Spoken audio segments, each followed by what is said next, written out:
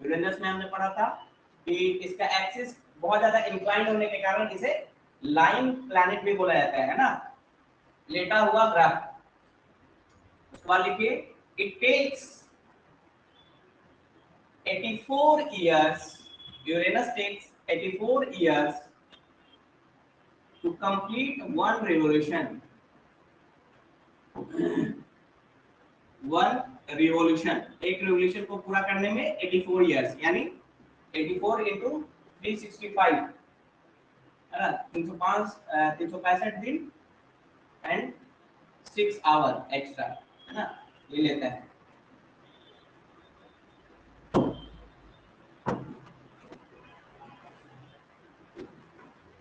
Next देखिए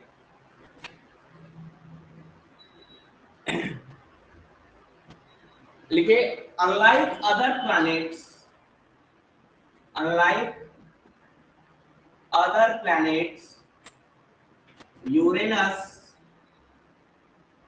along with Venus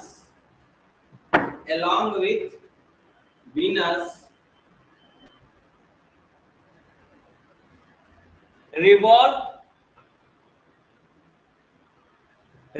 around the sun from east to west, revolve around the sun from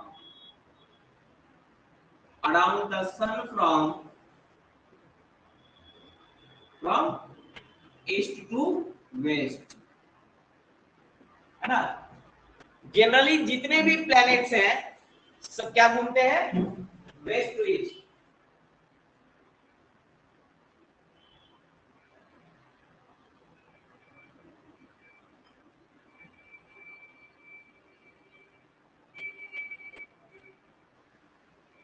ठीक है, देखिए लगभग जितने भी प्लैनेट है जैसे अर्थ है ना, तो एक तो इसका मोशन है जो अपने एक्सिस पे घूम रहा है ना, एक्सिस पे अपने घूम रहा है जिसको क्या कहते हैं, रोटेशन। अपने एक्सिस पे जो घूम रहा है उसे क्या कहते हैं, रोटेशन। और उसके साथ साथ सन के चारों तरफ भी घूम रहा है ना, उसको कहते हैं रिवोल्यूशन। तो जितने भी प्लैनेट्स हैं वो जो रिवॉल्व कर रहे हैं वो किधर से कर रहे हैं, वेस्ट टू ईस्ट है ना, वेस्ट टू ईस्ट। वेस्ट किधर है, अगर हम क्लास की बात करें तो इधर नॉर्थ है, नॉर्थ साउथ। नॉर्थ की तरफ खड़ा होने पे क्या होता है, जो राइट हैंड होता है वो ईस्ट होता है ना। नॉर्थ की तरफ हम लोग खड़ा है, उधर गंगा जी है ना, गंगा जी उधर नॉर्थ है। पटना में गंगा नॉर्थ की तरफ बह रही है ना, तो नॉर्थ की तरफ गंगा है। नॉर्थ की जब हम खड़ा होते हैं तो हमारा राइट किधर इंडिकेट करता है, ईस्ट की तरफ। मैप में जब आप नॉर्थ की तरफ ऊपर देखते हैं तो राइट हैंड किधर करता है, ईस्ट की तरफ। तो यहाँ पे मान लीजिए कैसे पता करते हैं डायरेक्शन को, नॉर्थ है उधर एक डायरेक्शन आपको पता चल जाना चाहिए, उसके बाद सब पता चल जाएगा है ना। इधर मान लीजिए नॉर्थ है तो राइट किधर, इधर हमारा क्या है, ईस्ट है, और इधर हमारा वेस्ट है ना, इस साइड वेस्ट है। तो वेस्ट टू ईस्ट, वेस्ट से घूम रहा है ईस्ट की तरफ है ना, वेस्ट से किधर घूम रहा है, ईस्ट की तरफ है ना, सन के चारों तरफ जितने भी प्लैनेट हैं। लेकिन वीनस और यूरेनस ये दो ऐसे प्लैनेट हैं जो ईस्ट टू वेस्ट घूमते हैं। अब देखिए इससे क्या असर होता है, आगे पढ़ेंगे हम लोग, जब रोटेशन और रिवोल्यूशन का क्या क्या इफेक्ट है वो पढ़ेंगे तो वहां पे पता चलेगा हमें कि रोटेशन और रिवोल्यूशन से क्या क्या चीजें होती हैं, कौन कौन से ज्योग्राफिकल फेनोमेना होते हैं। यहाँ पे बस थोड़ा सा समझिए, अर्थ जो है वो वेस्ट टू ईस्ट घूमता है ना, वेस्ट से ईस्ट की तरफ। इसीलिए जो ईस्ट साइड में जो कंट्रीज होते हैं वहां पे सन पहले होगा, आएगा ना। कैसे, देखिए सन हमेशा ईस्ट में होता है, ईस्ट में उगता है। आपने सुना है ना कि सन हमेशा ईस्ट में उगता है और वेस्ट में डूबता है ना, ईस्ट में उगता है। अब अर्थ जो है, अर्थ और दूसरे प्लैनेट किधर घूम रहे हैं, वेस्ट टू ईस्ट घूम रहे हैं। वेस्ट इधर है ना, देखिए ये सन है और ये अर्थ है। अर्थ घूम रहा है वेस्ट से ईस्ट, इधर वेस्ट है और इधर ईस्ट है। तो अर्थ जो घूम रहा है वेस्ट टू ईस्ट घूम रहा है ना। और रोटेट भी कैसे करता है, रोटेट भी कैसे कर रहा है, अर्थ रोटेट कैसे करता है, वो भी वेस्ट टू ईस्ट ही करता है। अर्थ जो रोटेशन है अर्थ का वो भी वेस्ट टू ईस्ट है। तो इससे क्या होता है, जैसे अर्थ घूम रहा है, ठीक है, वेस्ट टू ईस्ट, और दूसरे प्लैनेट भी वेस्ट टू ईस्ट घूम रहे हैं, लेकिन जो वीनस और यूरेनस है वो ईस्ट टू वेस्ट घूम रहे हैं। ये आपको याद रखना है, ईस्ट टू वेस्ट घूम रहे हैं, है ना। अब वहां पे हम पढ़ाएंगे कि रिवॉल्यूशन और रोटेशन के कारण कौन कौन से इफेक्ट होते हैं। आगे लिखिए इसमें,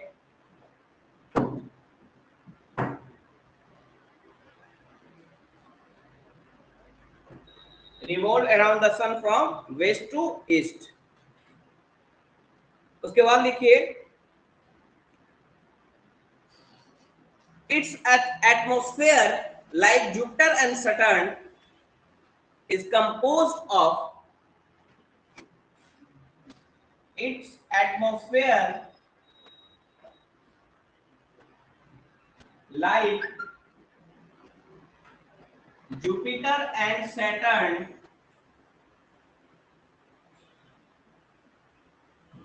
is composed of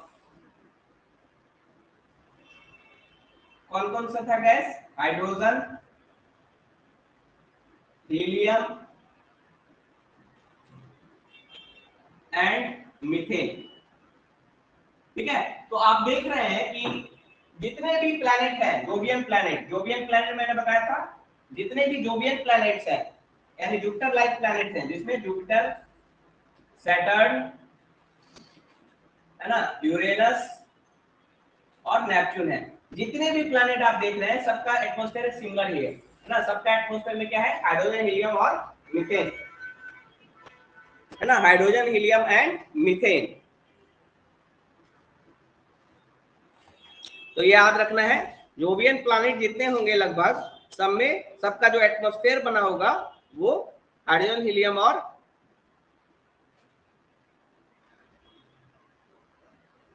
मीथेन का।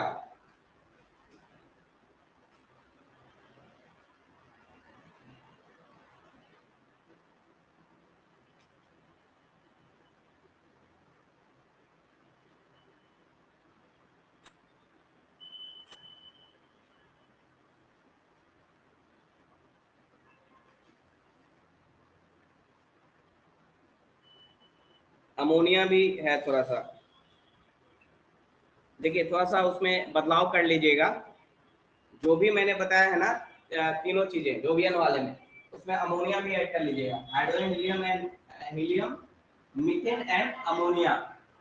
इसमें किसमें ऐड करना है, जुपिटर, सैटर्न, यूरेनस, तीनों में ऐड कर लेना है ना।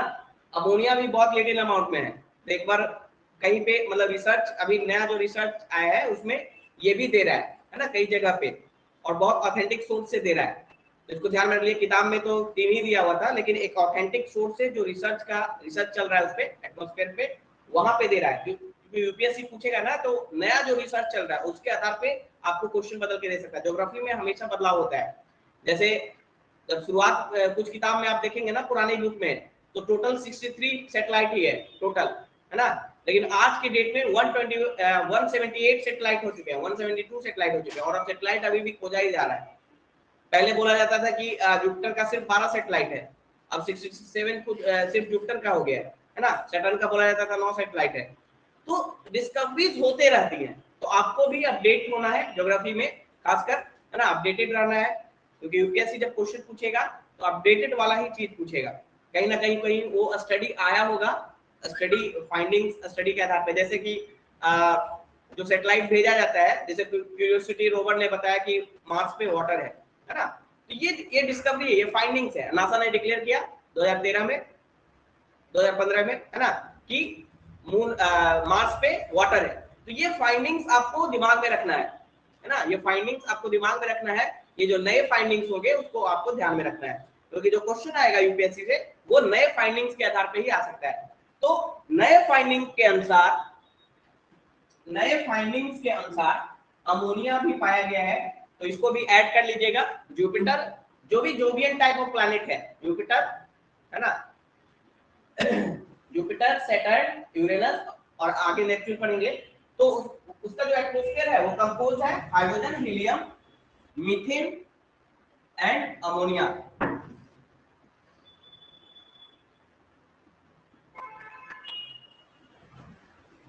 तो उसमें भी ऐड कर लीजिएगा, जुपिटर वाले में भी, जुपिटर का भी एटमॉस्फेयर में अमोनिया है, मतलब जो भी जोवियन टाइप ऑफ प्लैनेट है।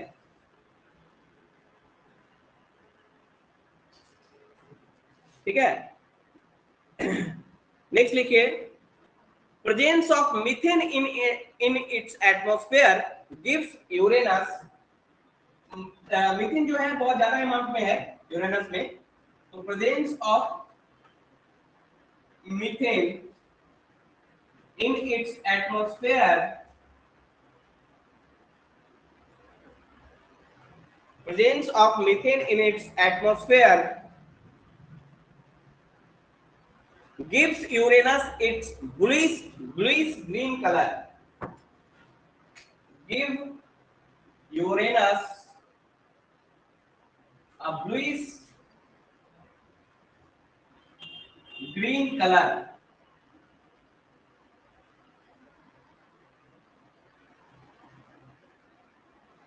ब्लूइश ग्रीन है ना, मीथेन का वैसा ही होता है। मीथेन का कलर कैसा होता है, लगभग ग्रीनिश होता है ना, मीथेन का ग्रीनिश।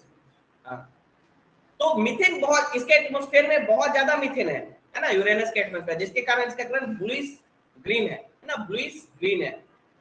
तो नेक्ड आई से आप देखेंगे, मतलब टेलीस्कोप से आप देखेंगे तो ब्लूइश ग्रीन दिखता है ये। ठीक है, किसके कारण, मीथेन के प्रेजेंस होने के कारण।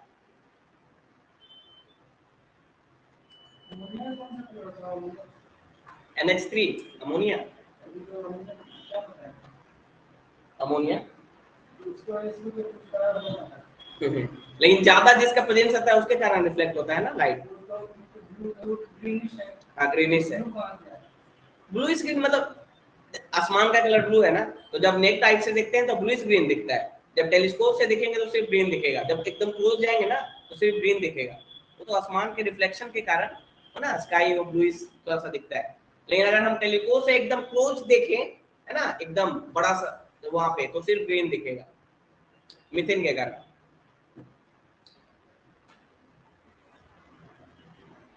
इसमें लिखा भी है बुक में, when seen through the telescope, when seen through the telescope it appears green.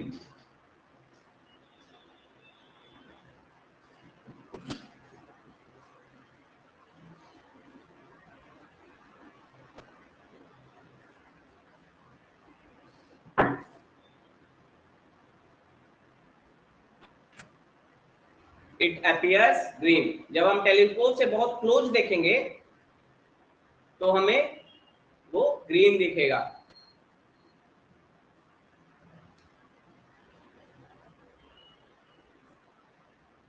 इसके पास भी रिंग होते हैं, कितने रिंग है, इसके पास 5 रिंग है ना, सैटर्न के पास 7 रिंग था, इसके पास 5 रिंग अभी हमें दिखा है, मिला है ना। उसका नाम भी रखा गया है alpha beta gamma delta epsilon, alpha beta gamma delta epsilon, ये 5 रिंग है, लिख लीजिए इसको।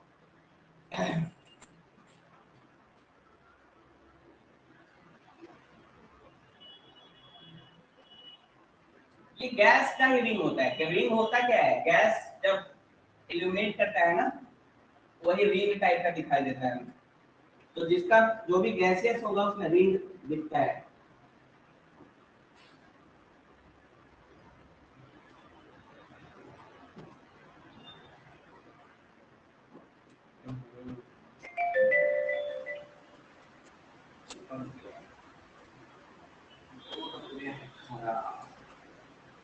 ठीक है, तो उसके बाद लिखिए,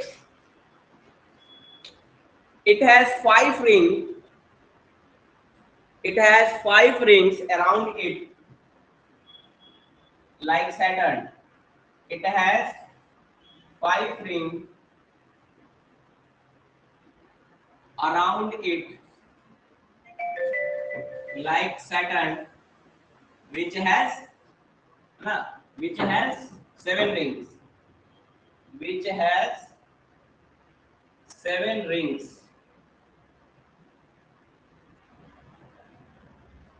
सैटर्न के पास 7 रिंग है. Epsilon, delta. These rings are named as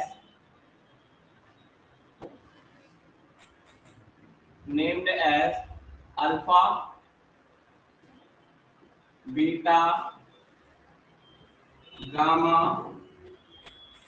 delta, epsilon.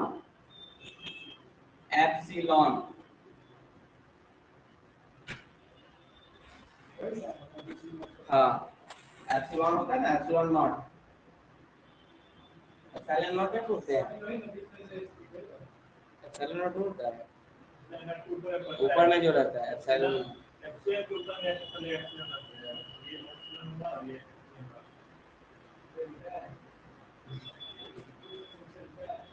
Epsilon not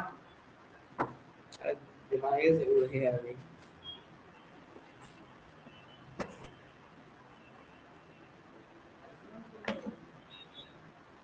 epsilon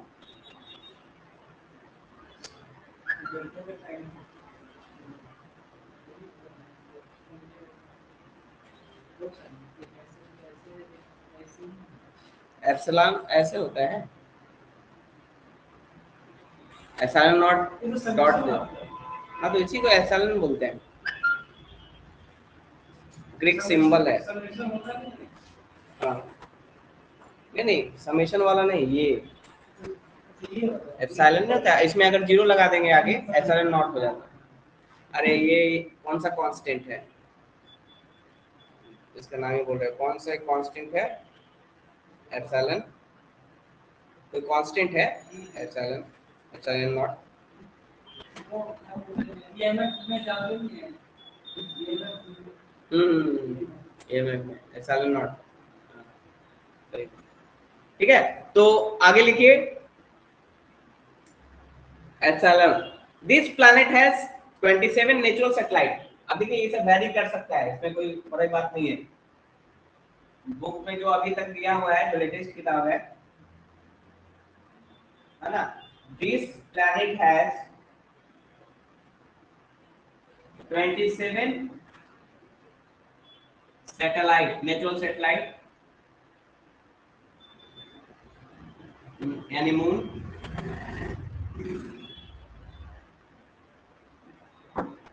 27 natural satellites.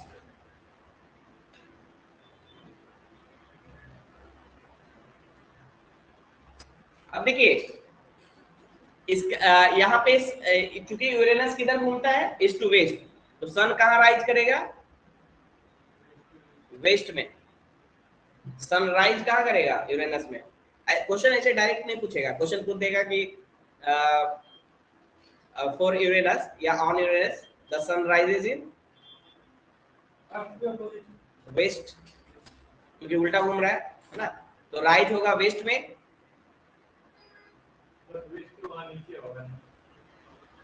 नीचे देखिए अर्थ में क्या है, देखिए समझिए इस चीज को.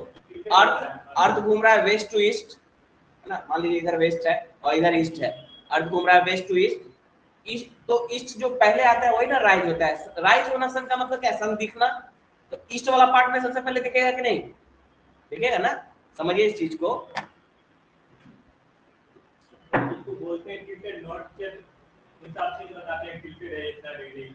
बहुत ज्यादा टिल्टेड है तो नॉर्थ के आसपास सनराइज होगा. अच्छा नीचे कर रहे हैं. नीचे हाँ, मतलब वेस्ट मतलब साउथ वेस्ट वाला रीजन में होगा, एग्जैक्ट वेस्ट नहीं आएगा, है ना. लेकिन उल्टा होगा, अर्थ से उल्टा होगा, क्योंकि अर्थ घूम रहा है वेस्ट टू ईस्ट, है ना. अर्थ वेस्ट टू ईस्ट घूम रहा है, तो ईस्ट वाले पार्ट में, ईस्ट वाला पार्ट सबसे पहले सन देखता है ना. तो इसलिए जहां सन दिखा उसी को बोलते हैं राइज ऑफ सन. तो सनराइज किस में करता है? ईस्ट में. बोलते हैं ना पूरब में सूरज उगता है ना, और पश्चिम में सूरज डूबता है. लेकिन यूरेनस में उल्टा हो जाएगा, है ना. On Uranus sun rises in west, है ना, एंड फॉल्स इन ईस्ट. तो इसको लिख लीजिएगा. ऐसे तो पता ही है, तो इसको लिखने की जरूरत नहीं है. सेट इन वेस्ट, है ना. The sun rises in its west. The sun rises in its west and set, sunset मतलब डूबना, set in the east.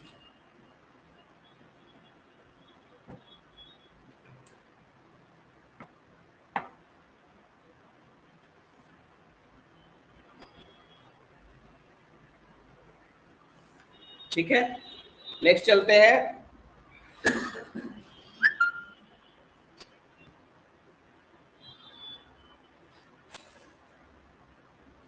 Neptune,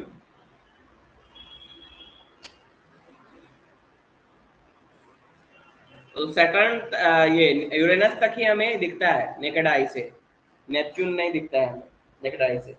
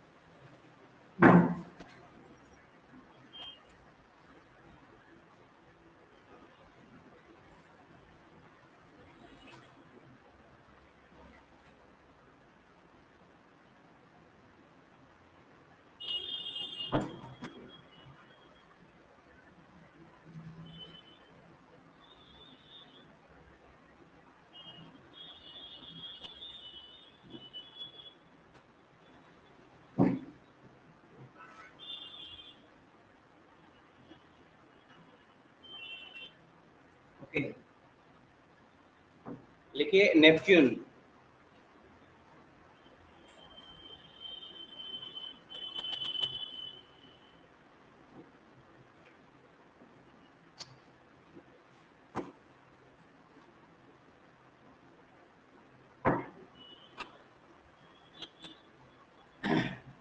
ठीक है, नेपच्यून का मतलब होता है, नेपच्यून का जो नाम दिया गया है, Neptune is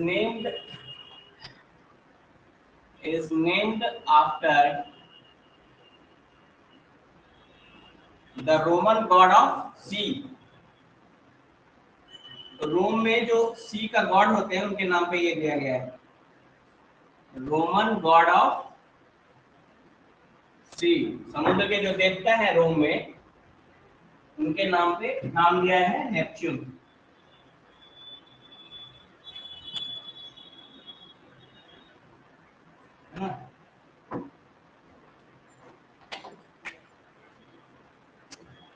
Roman god of C.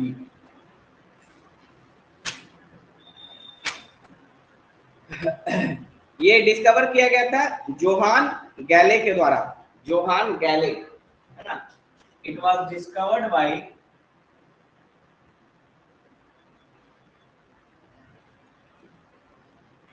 Johan Galle. Johann Galle किस ईयर में, नहीं ईयर नहीं दिया हुआ है, जोहान गैले के द्वारा डिस्कवर किया गया था।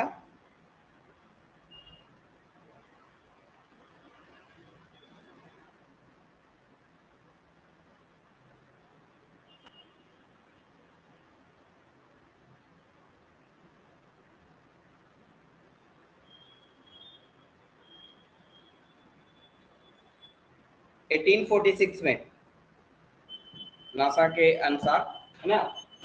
It was discovered by Johann Galle in 1846।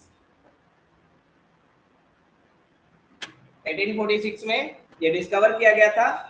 It's orbital time is 165 years, है ना, यानी it takes 165 years to complete one revolution, to complete one revolution। जैसे जैसे दूर जा रहा है सन से, उसका रिवॉल्यूशन का ऑर्बिटल टाइम, इसको वन टू कंप्लीट वन, इसको कहा जाता है ऑर्बिटल टाइम।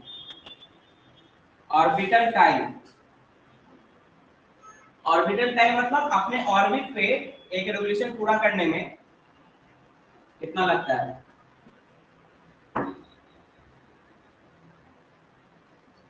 ठीक है, orbital time.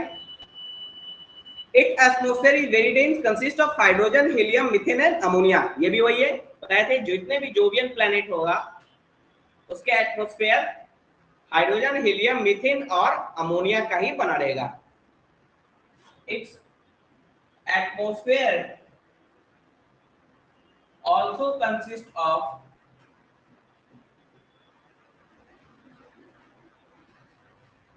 hydrogen, helium, methane,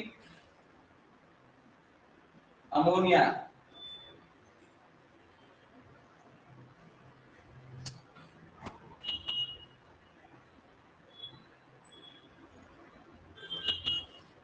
है ना, hydrogen, helium, lithium, ammonia. It is light yellow in color. It appears light yellow. It appears light yellow.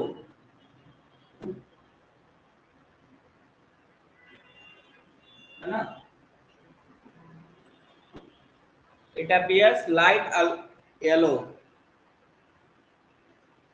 इसके 13 सेटेलाइट हैं, जिसमें ट्रिटन एंड नीरीड इंपॉर्टेंट है। It has 13 satellite,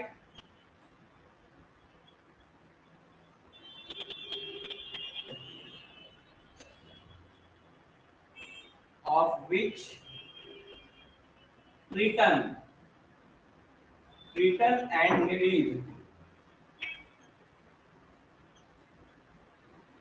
Triton and Nereid are important।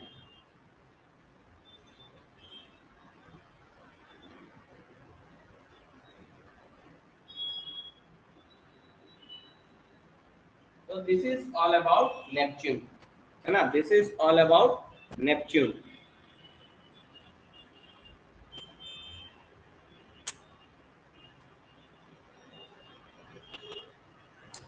तो उसके बाद देखते हैं प्लूटो को सैटेलाइट के श्रेणी से कब हटाया गया और क्यों हटाया गया। तो लिखिए प्लूटो, है ना, अब इसे ड्वार्फ प्लैनेट के श्रेणी में रखा गया है। प्लूटो को ड्वार्फ प्लैनेट के श्रेणी में रखा गया है। इसीलिए जो टोटल प्लैनेट्स हैं हमारे सोलर सिस्टम में 8 हो चुके हैं, है ना।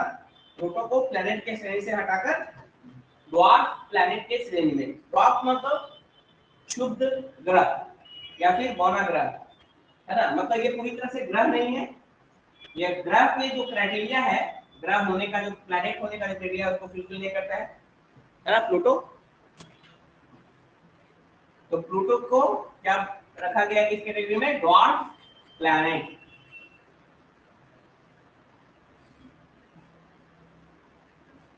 ड्वार्फ प्लैनेट लिखे। प्लूटो वाज डिस्कवर्ड इन 1930, ये 1930 में डिस्कवर ही हुआ था। प्लूटो वाज 2005 में इसे हटा दिया गया, है ना। प्लूटो वाज डिस्कवर्ड in 1930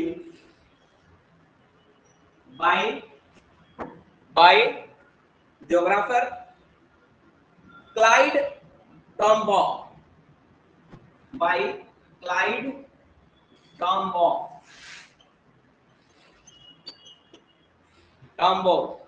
है ना, Clyde Tombaugh, and was considered as the ninth and the smallest planet, and was considered as the ninth and smallest planet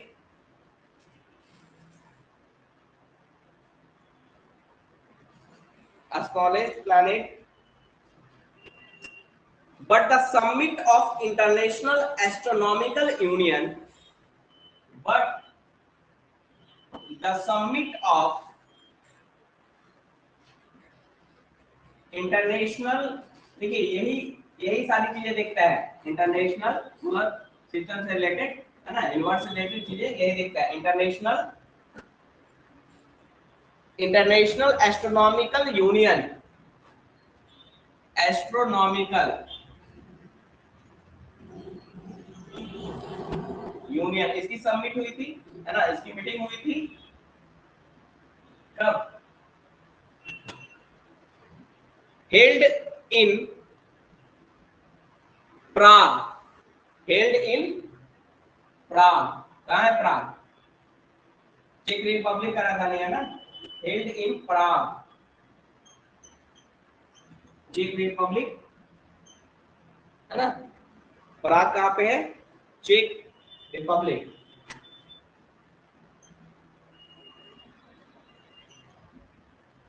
वहां पे इसकी मीटिंग हुई थी कब?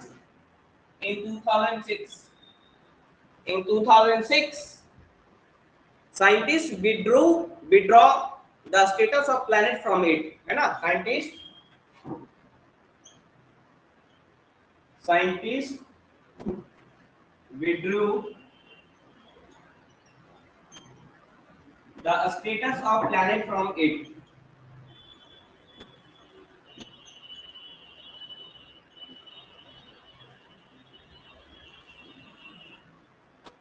Status of planet from it.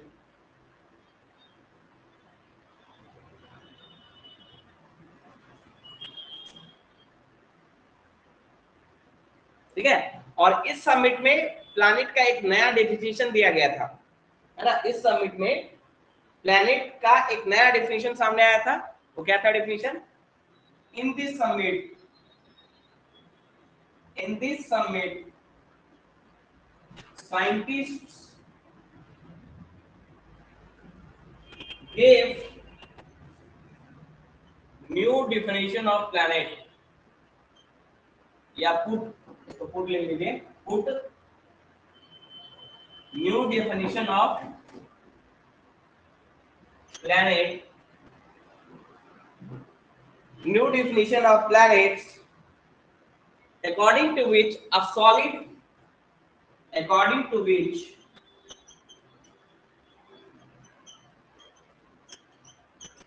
a solid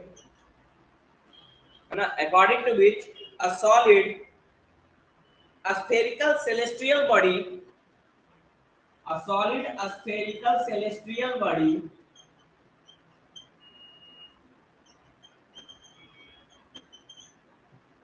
a solid spherical celestial body revolving around sun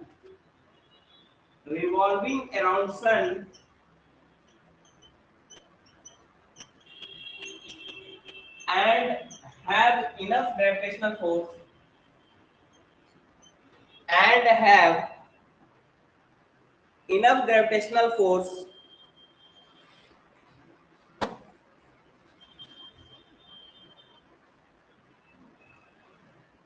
and have enough gravitational force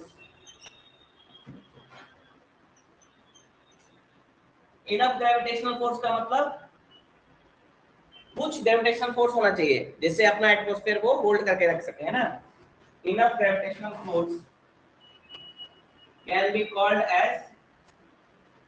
called as या can be termed as planet, can be termed planet. यानी वैसा solid spherical होना चाहिए, solid spherical celestial body होना चाहिए, revolving around sun के चारों तरफ घूमे, एंड उसके पास इनफ ग्रेविटेशनल फोर्स हो, है ना। इतना ग्रेविटेशनल फोर्स हो कि अपने को बांध के रख सके। कोई भी वस्तु अपने को बांध के कैसे रखता है? अंदर की तरफ जो ग्रेविटेशनल फोर्स होता है उसके मास के कारण, सेंटर में उसके मास होता है जो ग्रेविटेशनल फोर्स के कारण उसको बांध के रखता है ना। अगर अंदर का ग्रेविटेशनल फोर्स कम हो जाएगा और बाहर का ग्रेविटेशनल फोर्स बढ़ जाएगा, बाहर से कोई चीज खींचेगा तो वो बिखर जाएगा बॉडी, तो अगर कोई चीज बंधा हुआ है ना, तो यानी उसका ग्रेविटेशनल फोर्स इतना है कि उसको बांध के रखा हुआ है, can be termed as planet. उसको क्या बोलेंगे? प्लैनेट बोलेंगे।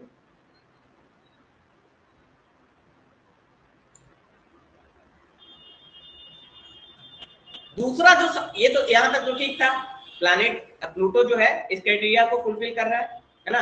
दूसरी बात इसमें क्या कही गई? दूसरी बात इसमें क्या कही गई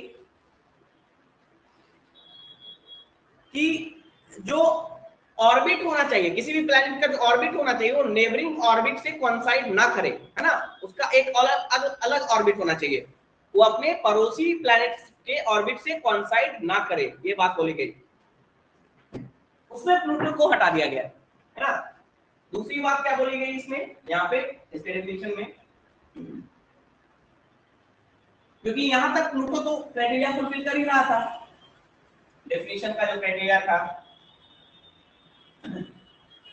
लेकिन इसमें क्या ऐड किया गया, क्या जोड़ा गया? लिखिए more over its orbit should not coincide orbit should not coincide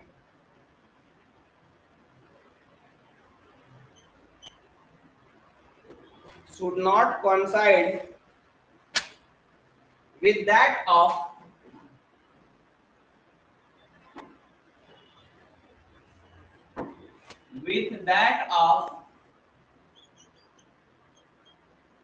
the neighboring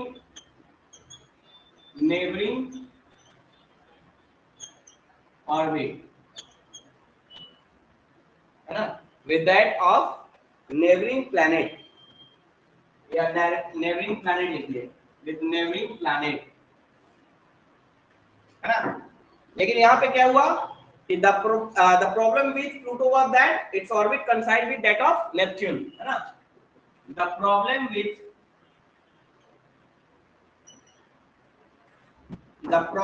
with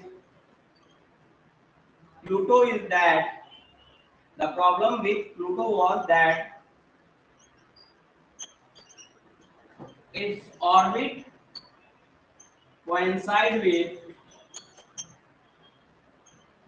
that of orbit of Neptune, समझे। यानी 2006 में जो मीटिंग हुआ इंटरनेशनल एस्ट्रोनॉमिकल यूनियन का, उसमें एक डिफिनीशन दिया गया, न्यू डिफिनीशन दिया गया, है ना, प्लैनेट को, कि प्लैनेट वह होंगे एक सॉलिड स्फेरिकल बॉडी होंगे, सेलेस्टियल बॉडी, खगोलीय वस्तु, है ना, जो सन के चारों तरफ घूमेंगे और उनकी इतनी ग्रेविटी होगी कि कम से कम अपने को होल्ड करके वो रख सके, है ना। उनके पास मतलब इनफ ग्रेविटी होना चाहिए ताकि वो अपने को इटसेल्फ को बांध के रख सके, ठीक है। और उसको हम क्या बोलेंगे? प्लैनेट। लेकिन एक और एडिशन जोड़ा गया कि मोर ओवर जो ऑर्बिट होना चाहिए प्लैनेट का वो अपने नेबरिंग प्लैनेट के ऑर्बिट से कोइंसाइड ना करे, है ना। तो प्लूटो को चेक किया गया तो प्लूटो का जो ऑर्बिट है वो नेपच्यून के ऑर्बिट के साथ कोइंसाइड करता है, इसलिए प्लूटो को प्लैनेट के डेफिनेशन से हटा दिया गया, क्योंकि न्यू डेफिनेशन यही दिया गया था, ये तो होना चाहिए, इसके साथ साथ मोर ओवर मतलब इसके साथ साथ ये भी होना चाहिए, तभी वो प्लैनेट के डेफिनेशन में रहेगा, प्लैनेट के कैटेगरी में रहेगा। यानी उसका ऑर्बिट नेबरिंग ऑर्बिट के साथ कोइंसाइड नहीं करे, जैसे बाकी का नहीं करता है, जैसे सन है ये, है ना, ये मरकरी, है ना, फिर वीनस, अर्थ, मार्स, है ना, जुपिटर, सैटर्न, यूरेनस, है ना, किसी का ऑर्बिट किसी दूसरे ऑर्बिट के साथ कोइंसाइड नहीं कर रहा है।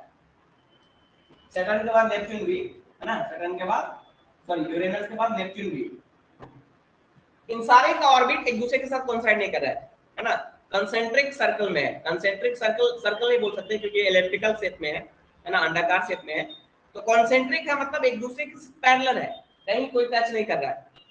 लेकिन प्लूटो का जो ऑर्बिट है, जो लास्ट में था प्लूटो, उसका ऑर्बिट नेपच्यून का जो उसे नेबरिंग था नेपच्यून, उसको कोइंसाइड कर रहा है ना, उसको क्रॉस कर रहा है, कोइंसाइड कर रहा है। है ना, उससे होके गुजर रहा है। तो इसलिए प्लूटो को क्या किया गया, प्लेनेट के डेफिनेशन से हटा दिया गया। नेपच्यून कर रहा है प्लूटो का, ऐसा बोल सकते हैं, बिल्कुल बोल सकते हैं। लास्ट में देखिए नेपच्यून तो और किसी के साथ नहीं कर रहा है, लेकिन जो लास्ट, अगर प्लूटो को हम हटा देते हैं तो प्लूटो को हटा देंगे तो फिर वो पूरा हो जाएगा। नहीं, ये बोल सकते हैं, सही बात है, लेकिन अगर हो सकता है कि नेपच्यून को हटा दे तो प्लूटो का दूसरे के साथ भी वो करने लगे।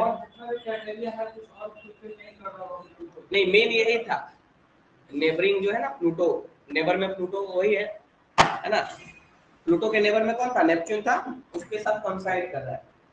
तो मेन जो क्राइटेरिया था, और भी हो गए क्राइटेरिया इसके आधार पर हटाया गया, लेकिन मेन जो फोकस था इसी पे था। अपने ग्रेविटेशनल फील्ड में कोई ऑब्जेक्ट है तो उसमें मतलब उसको या तो खत्म कर दे या अपने अंदर ले ले, क्योंकि कोई ड्राइव तो नहीं कर पाता है और भी नेटवर्क रिवॉल्व करता था। तो वही पहला डेफिनेशन क्या था, वो नहीं कर पाता। इनफ ग्रेविटेशनल फोर्स, है ना, ग्रेविटेट इटसेल्फ मतलब अगर कोई जैसे पृथ्वी के ग्रेविटेशन या तो अलग ले लेता है ना अपने अंदर, है ना, उसको छोड़ता तो नहीं है, तो वो डेफिनेशन इसी में आ जाएगा, हैव इनफ ग्रेविटेशनल फोर्स। हां,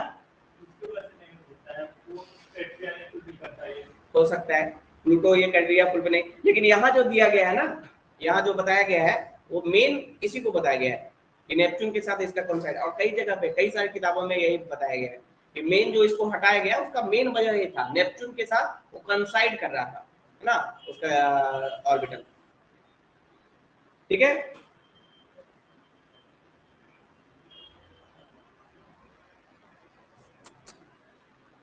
इसके अलावा इसी समय कुछ और भी ड्वार्फ प्लैनेट थे, जैसे जिनको कंसीडर किया जा रहा था कि ये प्लैनेट हो सकते हैं, जैसे कौन कौन थे, सीरीज था उसमें,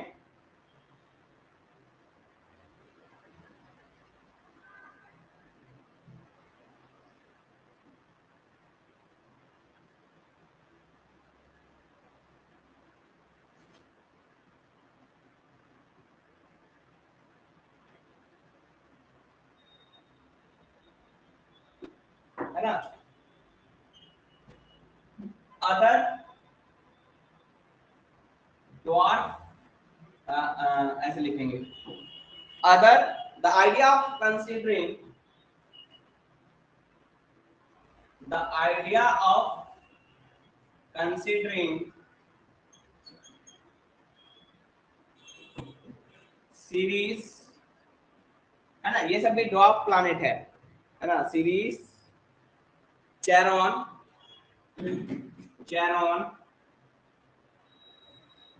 series Charon and Eris, the idea of considering Ceres, Charon and Eris as planet 2 was rejected, as planets 2 was rejected, है ना, तो सीरीज, चेरॉन और इरिस को भी प्लैनेट के रूप में कंसीडर करने का जो आइडिया था उसको भी रिजेक्ट कर दिया गया, है ना, तो ये सब भी ड्वार्फ प्लैनेट के क्राइटेरिया है ना, तो लिख लिए under the new definition,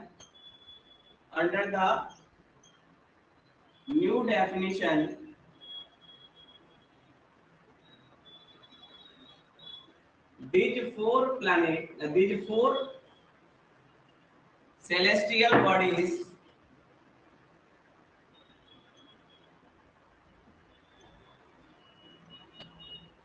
are categorized as dwarf planet,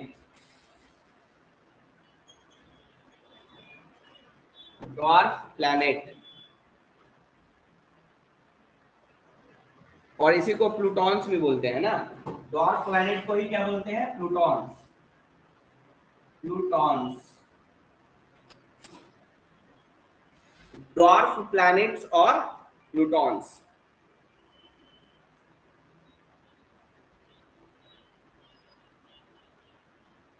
एक सैटेलाइट भेजा गया था नासा के द्वारा, क्या नाम था? New horizon. New horizon satellite was launched by NASA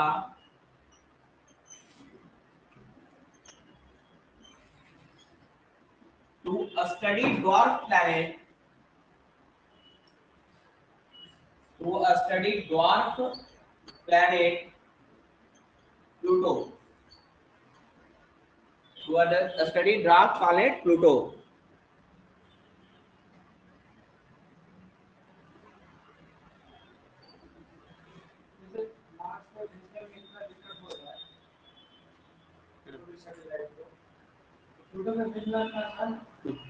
आसान तो नहीं है कुछ भी, लेकिन भेजा है प्लूटो को स्टडी करने पे के लिए। और प्लूटो के साथ साथ क्यूपर बेल्ट होता है, क्यूपर बेल्ट सन से एक डिस्टेंस होता है, मतलब पता क्या है ना, बोला जाता है ना कि प्लैनेट के बाद एक और बेल्ट है ना, उसको क्यूपर बेल्ट बोलते हैं, तो उसको भी स्टडी मिलेगी। प्लूटो जैसे लास्ट बोला जा रहा है प्लूटो है, तो प्लूटो को प्लैनेट में तो नहीं रखा है, लेकिन लास्ट में तो वही है। उसके बाद भी एक बेल्ट होता है, उसके बाद जो बेल्ट स्टार्ट होता है ना, उसको क्यूपर बेल्ट बोलते हैं। तो उसको स्टडी करने के लिए भी भेजा गया है कि क्या पॉसिबिलिटी है ना, तो प्लूटो ही इतना ठंडा हो जाता है, उसके बाद जो क्यूपर बेल्ट है उसमें क्या पॉसिबिलिटी है।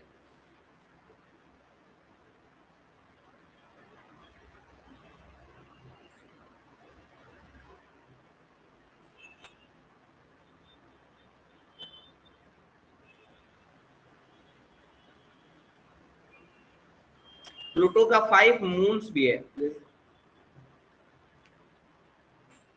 ना। This it sends images of Pluto and its 5 satellites. Its 5 satellites, क्या क्या नाम है इसका? निक्स, चेरॉन, हाइड्रा, निक्स, चेरॉन, हाइड्रा, न्यू होराइजन आ सकता है, ठीक है। न्यू होराइजन किसके लिए भेजा था? प्लूटो के स्टडी के लिए और क्यूपर बेल्ट को स्टडी करने के लिए। निक्स, चेरॉन, हाइड्रा, अस्टिक्स, अस्टिक्स, कर्बेरोस, कर्बेरोस,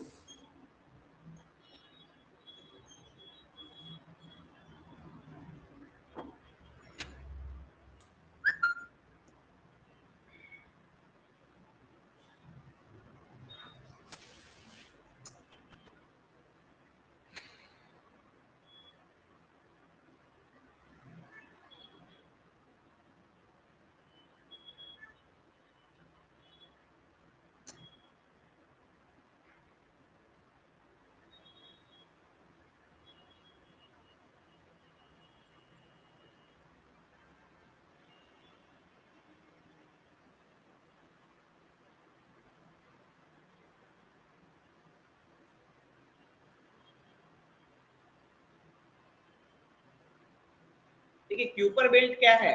देखिए इसमें एक और चीज ले लीजिएगा, जो न्यू होराइजन था, NASA to study dwarf planet Pluto and Kuiper belt, Kuiper belt,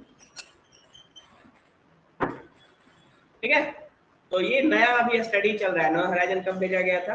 2015 में, है ना? नहीं 2015 नहीं, और बाद ही में, इसमें एग्जैक्ट डेट नहीं मिल रहा है हमको, देख लेते हैं। बहुत लेटेस्ट ही है न्यू होराइजन जो सैटेलाइट है।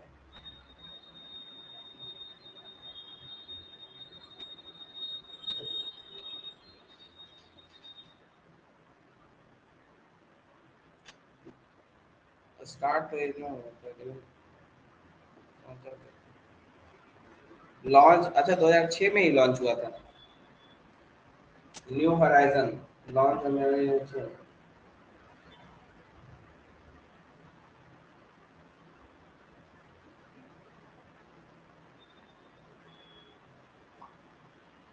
लॉन्च किया गया था 2006 में। इन 2006 देखिए क्यूपर बेल्ट क्या होता है, नेपच्यून से स्टार्ट होता है ना, नेपच्यून से आउटर जो सोलर सिस्टम है ना, जैसे सन हुआ,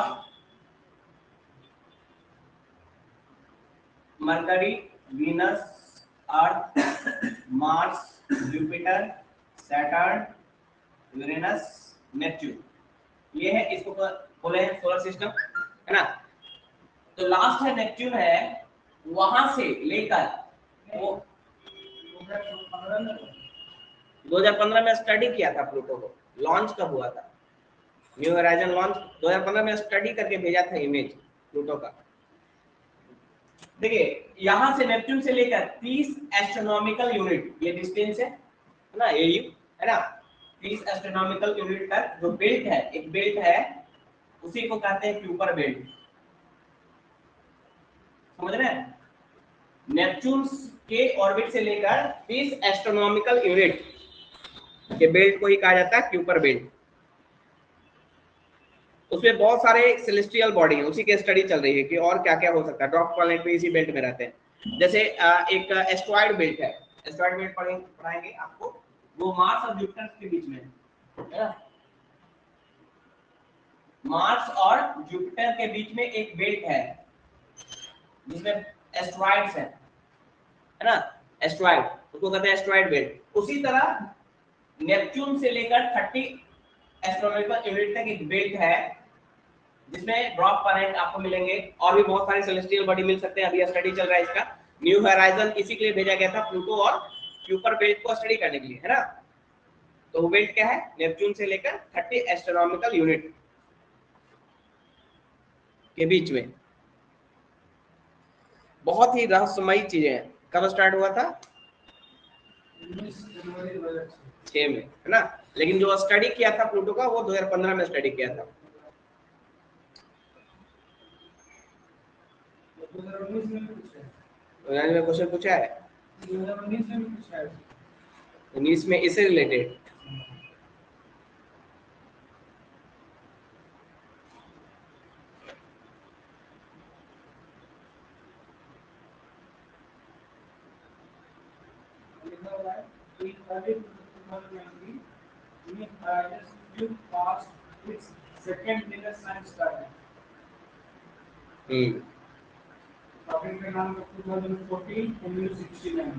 अच्छा, वो स्टार्ट किया था। अच्छा यहाँ पे 30 नहीं है, 20 एस्ट्रोनॉमिकल यूनिट है, 30 तक तो यही आता है, 30 तक नेपच्यून आता है और 50 तक एक्सटेंड करता है बेल्ट, यानी 20 एस्ट्रोनॉमिकल यूनिट इसका विड्थ है क्यूपर बेल्ट का, है ना। क्यूपर बेल्ट पूछ सकता है आपसे क्या है,